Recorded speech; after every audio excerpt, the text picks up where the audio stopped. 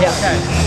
What's it like to share a stage with such a diverse group of musicians and all these influences, like the Reverend Alex Sharp and It's great. It's like this is what we've all been waiting for. And do you think that it speaks to the unity that there is against the war? I think it speaks to the beginning of all these people finding each other and a real mainstream movement against the war, and people learning how to form a real coalition. All right, and one more question. What happens now? I know this isn't going to stop the war today. What comes next? Well, I think it's going to take, I hope that those people here that are more like me, that are really radical, and I am, and unapologetically so, understand that what Cindy Sheehan has is credentials that we don't have. And so that we slow down and realize that the people that end up in the Army are people that they just can't find a job where they live, or they want to get an education and they can't afford it otherwise. And people that can afford an education have a tendency to talk to working people in terms of political theory. That's why Michael Moore scares people so much, because he doesn't.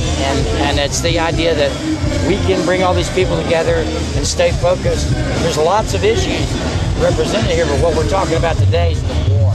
And until the war's over, we talk about the war. All right. Thank you very much. Thanks. Enjoy the cigarettes. Courtesy of American. Appreciate it. Thank you. A lot of time, the progressive movement, the peace movement, justice movement, is accused of preaching to the choir. Right. That there has to be a lot more outreach to people in the hinterland, people in the South, people in the Midwest. People who aren't politically active. It's a fair criticism.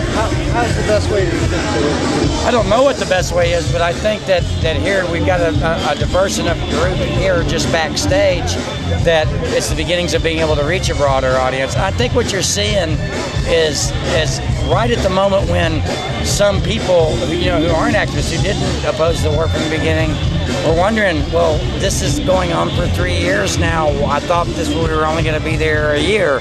And they were starting to get suspicious, and then Cindy Sheehan comes along and makes it all right to talk about it, having these credentials of being someone who lost somebody and who's directly affected by it.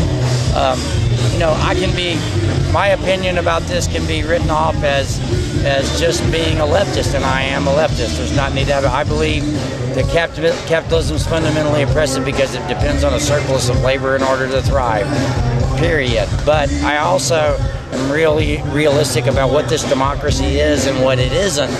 And I believe our Constitution is a lot hipper document than its framers intended it to be. And I think it can be brought to bear and to end this illegal and immoral war. What's the role of an artist, a poet, people in the arts generally? What's their role, you think, in this time, in this country, with the multiple crises we're facing? Hold up a mirror. To hold up. You can say things in a song that are, when you wrap music around stuff, it doesn't hurt quite as bad. I don't know why, but it's true. And you can impart information to people that you wouldn't be able to reach otherwise. And I write songs so I can look at myself and figure out why I do things and figure out how to do them differently if I need to. You got a play coming up? Can you just tell us a little bit about that? It's called Carla. It's about Carla Faye Tucker, who was the first woman executed in Texas since the Civil War. And it begins with Carla's execution and everybody in it's dead. Just the last question. You have written that song, The Revolution Starts Now, and it really, stirs me, stirs a lot of people. Yeah. What inspired that song?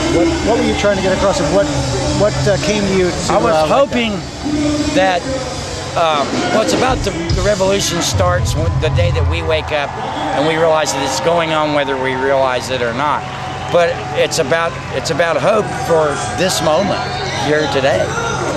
Thank you very much. Thank you. What's the biggest thing that you hope people would take away from today, from the protests, from the concert? That there's hope that we can do what we did, during the Vietnam War and end this war, which we did. But by the time we did it, it developed such an ugly momentum that we lost 58,000 kids and 2 million Vietnamese, and hopefully we can do it before that happens. What do you think it would take to get that kind of reaction, that kind of momentum to end the war before that many people? It'll take like people just demanding their leaders be accountable, whatever party they belong to. We can talk about Democrats and Republicans all day, but in terms of the war, there's there are 2 people that didn't vote for this war, and you know, and they talk about philosophically opposing it, but they basically were afraid of appearing to be unpatriotic. And it gets back to square one. September 11th and attacking Iraq have fucking nothing to do with each other, and this proves that, you know, the fact that it's gone on and on and on. No objective is being, you know, there is no objective. This is Vietnam. It's the same deal. The reason it can end, the only way it can end is for us to just leave and let Iraq sort it out for itself. That's a drag. We should have to fix it because we broke it.